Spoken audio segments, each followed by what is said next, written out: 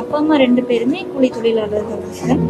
இப்போ வந்துட்டு model school மூலமாக தான் நான் முடக்குறிச்சி ஸ்கூலில் நான் படிச்சுட்டு இருந்தேன். அங்கேருந்து எனக்கு ஈரோடு மாடல் ஸ்கூலில் படிக்கிறதுக்கான வாய்ப்பு எனக்கு கிடைச்சிது சார்.